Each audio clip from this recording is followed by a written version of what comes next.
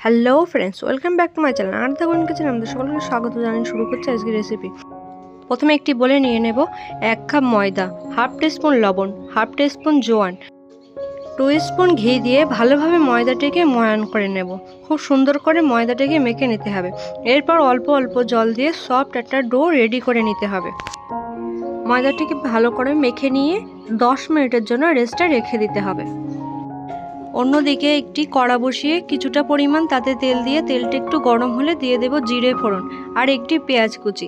একটু নাড়াচাড়া করে একটু ভেজে নিয়ে তার মধ্যে দিয়ে দেব স্বাদ মতো লবণ আর 1/4 টিস্পুন হলুদ গুঁড়ো, হাফ টিস্পুন ধনে গুঁড়ো, হাফ টিস্পুন দিয়ে দেবো লঙ্কার গুঁড়ো। এবার সমস্ত উপকরণগুলো আমি একসাথে 1-2 মিনিট ভেজে নেব। তার মধ্যে দিয়ে দেব আগে থেকে সিদ্ধ করে রাখা 2টো আলু দিয়ে ভালোভাবে আলুটাকে আমি 2 মিনিট ভেজে নেব। এবার দিয়ে দেব 1/4 টিস্পুন গরম মশলার গুঁড়ো আর কিছুটা পরিমাণ ধনেপাতা কুচি আর একটু লেবুর জুস দিয়ে দেব। এবার দিয়ে সমস্ত উপকরণ একসাথে ভালোভাবে মিশিয়ে আমি তুলে নেব। এবার ছোট্ট একটা বাটিতে নিয়ে নেব 2 স্পুন ময়দা, 3 টিস্পুন ঘি কিংবা অয়েল দিয়ে ভালোভাবে মিক্স করে একটি ব্যাটার রেডি করে নেব।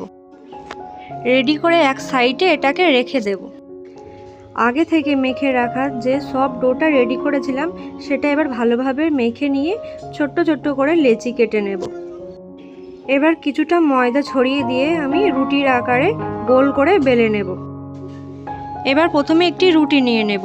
এবার আগে থেকে ময়দা আর তেলের যে মিশ্রণটা রেডি করে রেখেছিলাম সেটা আমি রুটির উপরে দিয়ে দেব। এবার উপর থেকে আর একটা রুটি দিয়ে দেব। আবার সেই মিশ্রণটা আমি দিয়ে রুটির উপরে মাখিয়ে নেব। আবার একটা রুটি নিয়ে উপরে দিয়ে দেব। তারপরে আবার ওই মিশ্রণটা দিতে হবে, দিয়ে আবার একটা রুটি তার উপর দিতে হবে। এবার কিছুটা পরিমাণ ময়দা ছড়িয়ে দিয়ে ভালোভাবে আমি বেলে নেব। এবার একটা ছুরি দিয়ে চারপাশ দিয়ে কেটে চৌকো শেপ করে নেব।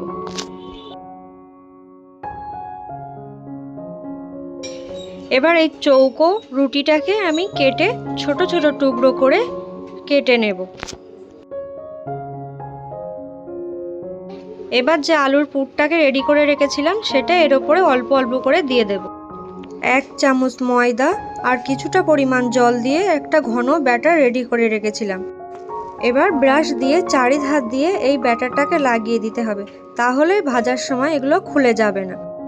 এবার একটা একটা করে এগুলোকে সবগুলো রেডি করে নেব। দেখুন বন্ধুরা কতটা সুন্দর লাগছে দেখতে। এবার একটা কড়াইতে তেল গরম করে একে একে এই গরম তেলের মধ্যে দিয়ে দিতে হবে। মিডিয়াম ফ্লেমে এগুলোকে উল্টে পাল্টে ব্রাউন কালার করে ভেজে তুলে নিতে হবে। আমি এগুলোকে একটু সময় ধরে উল্টে পাল্টে খুব সুন্দর করে ভেজে নিয়েছি। দেখুন বন্ধুরা কতটা সুন্দর হয়েছে দেখতে। আপনাদের এই যে রেসিপি যদি ভালো লেগে থাকে তাহলে অবশ্যই কমেন্ট করে জানাবেন কেমন হলো। ভালো লাগলে লাইক করবেন, শেয়ার করবেন। আর এই রেসিপিটা খেতে কিন্তু অসাধারণ লাগে, মুচমুচে একদম সিঙ্গারার মতন। আপনারা বাড়িতে অবশ্যই ট্রাই করবেন বন্ধুরা। ধন্যবাদ।